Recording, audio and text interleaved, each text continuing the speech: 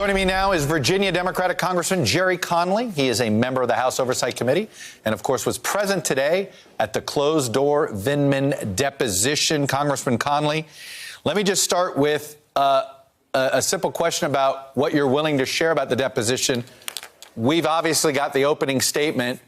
What have you learned? What have you learned beyond the opening statement that you're willing to share? Well, obviously, I can't really comment directly on testimony in closed session, but let me just say I was struck with the fact that this individual came forward because of patriotic duty. He's not a diplomat. He's not a politician.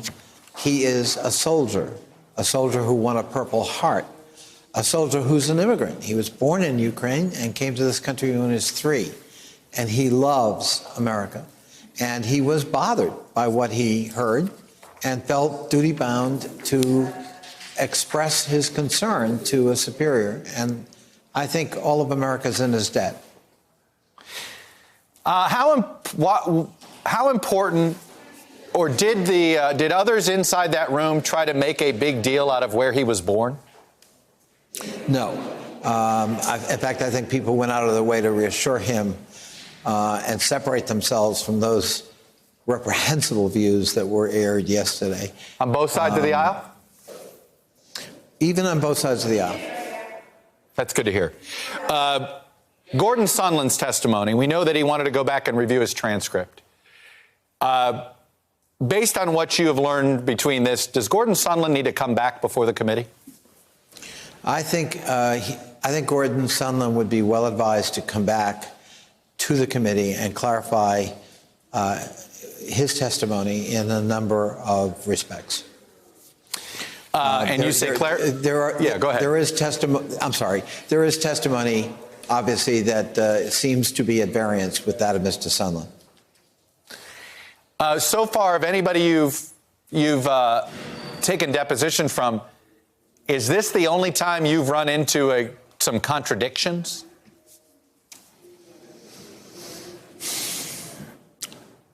You mean with respect to Gordon Sondland? Yeah. Is this the biggest set of contradictions in testimony you've heard between Gordon Sondland and others? Compared to, you've heard a lot of depositions, and I'm sure you've got different versions of events. But is this the most stark?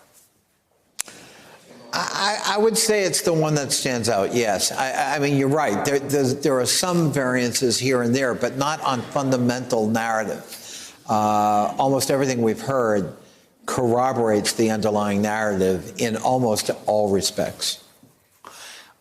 There was a story over the weekend in the Washington Post, and it's filled with a lot of anonymous sources, unfortunately, because it's about the questioning that has taken place behind closed doors. But the report indicates, the Washington Post seems to indicate, and let me read you a portion of it.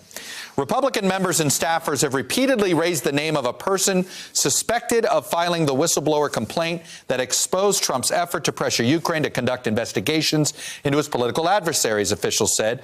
Republicans appear to be seeking ways to discredit the whistleblower as well as other witnesses, quote, by trying to dredge up any information they can, one official said. Did you notice today an attempt to try to identify the whistleblower? Chuck, let me say this. It's no secret that the White House, President Trump himself, and his acolytes up here have been waging a campaign to try to out the whistleblower. And it's very clear that the Committee of Inquiry, which is made up of 3 committees, Intelligence, Foreign Affairs, and Oversight and Reform, are determined to protect the anonymity of the whistleblower. There's statutory reason for doing that, and there's practical reason for doing that he not be put or she not be put in any kind of physical danger. Do you now have to, I know one of the pledges I thought you guys made was to release as much of these depositions publicly as you can at some point. Do you have to redact these transcripts due to these attempts to out the whistleblower? There will be redactions. Most of them will be to try to protect innocent, names. that may have come up in 8 or 9 hours of testimony. But I don't expect material redactions other than, as I said, to protect certain identities, and the whistleblower might be one of them. And those transcripts, we're going to be voting soon on a resolution that pledges to release those transcripts to the public. I'm going to play for you a couple of sound bites from Adam Schiff and Nancy Pelosi, who had made the case you didn't need an impeachment vote in order to go through with your with your inquiry. Here it is. I think the Constitution is very clear. The House will have the sole power of impeachment, and there is no court that's going to find otherwise. As the distinguished chairman said, there's no requirement that we have a vote, and so at this time we will not be having a vote. And I'm very pleased with the thoughtfulness of our caucus in terms of being supportive of the path that we are on, in terms of fairness, in terms of seeking the truth, in terms of upholding the Constitution of the United States. So what changed, Congressman? Why a vote now on Thursday? I don't really know what's changed, because I certainly would agree that the House can set its own terms for proceeding with an impeachment or an impeachment inquiry. The resolution that we will be voting on is not a simple resolution to begin or validate a formal inquiry. It is a resolution that kind of codifies the process going forward in terms of hearings, further depositions, the release of transcripts, the right of the president to have counsel present and to cross-examine witnesses. That's new.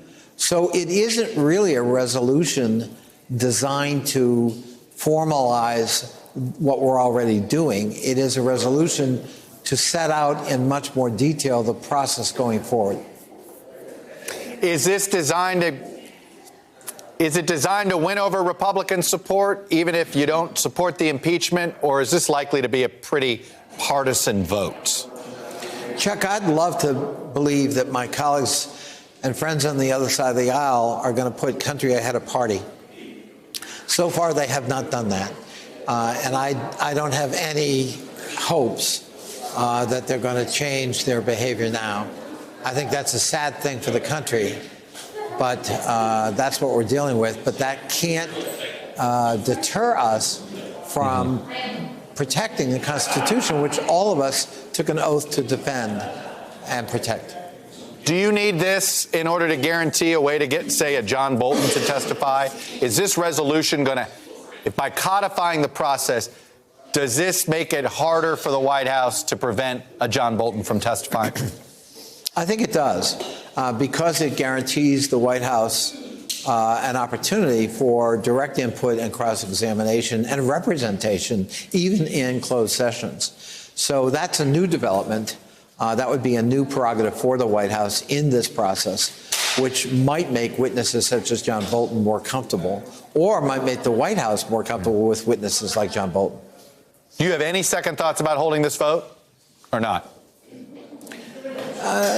You know, I'm agnostic as to whether we need it, but I do think it helps everybody understand the rules of the road going forward here in Congress, but more importantly, with the American people. And I think that's a helpful thing.